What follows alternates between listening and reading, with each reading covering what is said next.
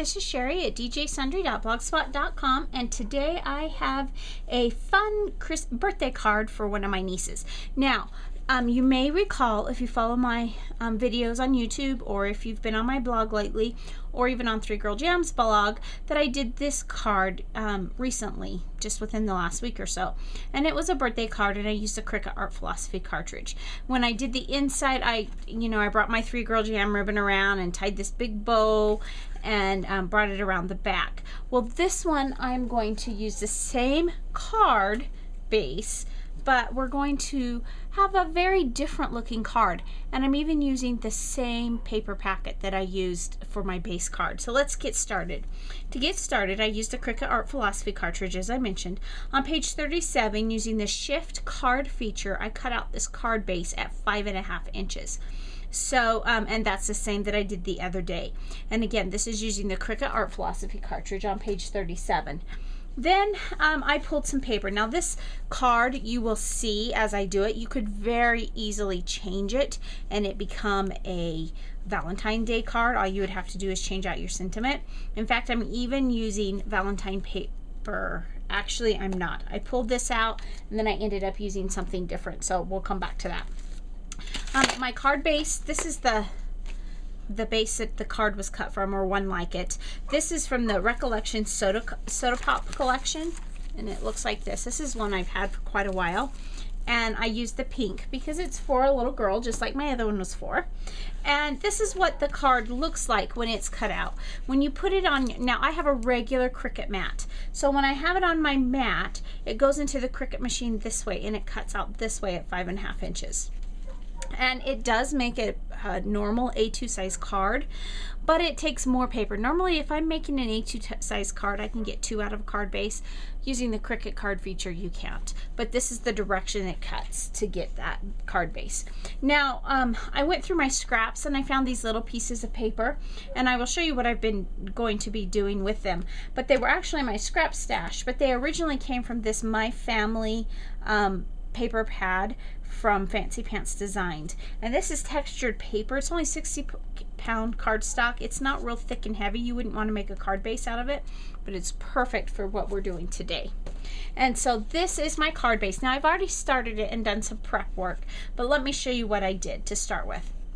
I cut out my card, and then I took a piece of that paper and I used my Fiskars 2-inch circle paper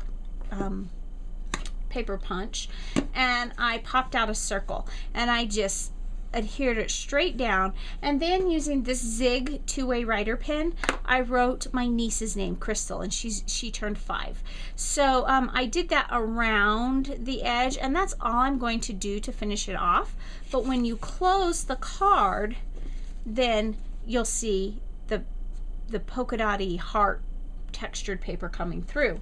So then I took another piece of this paper. It was a strip like this, and I have my Fiskars Hearts punch, and it's got these little hearts, and you can see here the little hearts and dots, and I went all the way across. Now it's too long. Again, I was just using the scrap.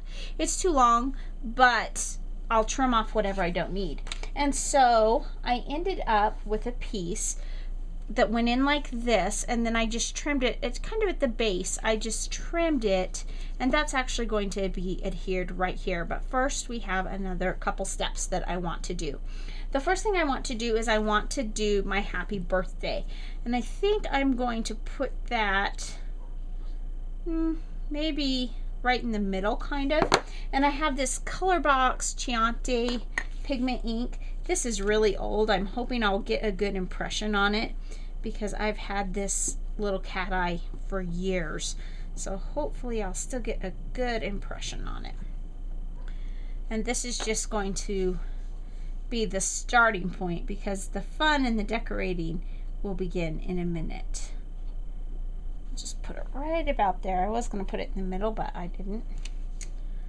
And that will work. Okay. So let's move on. So as I mentioned, we're going to put this right across the top here, but first I want to put some ribbon on it. So I decided I took my ruler and lined this up on my grid, and about an inch from the top, I drew a pencil line. And that's where I am going to start. I'm going to make a little ruffle below that line. So I'm going to pull out my Tombow Mono adhesive, and I am just going to draw a line straight across that line. Now I may need more glue as we go, but this is how I'm going to start the glue. So you can see how easy this would be to turn this into a card for Valentine's Day instead of a birthday. This cartridge is just fabulous. So then what I'm going to do here is I'm going to ruffle my ribbon. Now I am not using a science, I'm just going to scrunch it and go. I want to scrunch it enough that it's pretty and leaves a bit of a ruffle, but I don't want to use, oops, pulled it right up. I don't want to end up using a ton of ribbon here. So I could do it really carefully and used a lot of ribbon, but I just want, you know, just a hint of a ruffle without really using a lot of ribbon, like I said. So we're almost to the end here. And I will cut that off when I get to the end, and we will be done. I love making cards for my nieces and nephews and brother-in-laws and sister-in-laws. Unfortunately, I tend to run behind schedule, and this card is no exception. This card is quite late. So I need to get it finished so I can get it into the mail to her as soon as I can. So you see, I just have this little ripply effect, and it's enough to make it pretty, but I didn't use a ton of ribbon to do that. Just probably, another inch or two more than I would have if I had gone straight across, and less than I would have if I would have tied a bow. So there we have our ribbon. So now let's adhere down our little hearts. Now you can see why I said it would be really easy to make this into a Valentine's Day card, because it just would be beautiful as a Valentine's Day card. And also it ended up being a little less girly than I had planned on, and it really could be used for any age group of a woman. Of course, I don't know that it's a very masculine card, but it would definitely make a good card for any woman or young lady, or, as I'm doing it today, little girl. So I'm just using my Tombow Mono to dot this up. I'm trying to be careful because I don't want a lot of dots coming through. If it does come through, it dries clear, but I just don't like the mess of it coming through. And then we'll just press that down. Now in some places, because I didn't get the ribbon exactly straight, you see the ribbon coming through, but I don't believe it takes away from the card at all.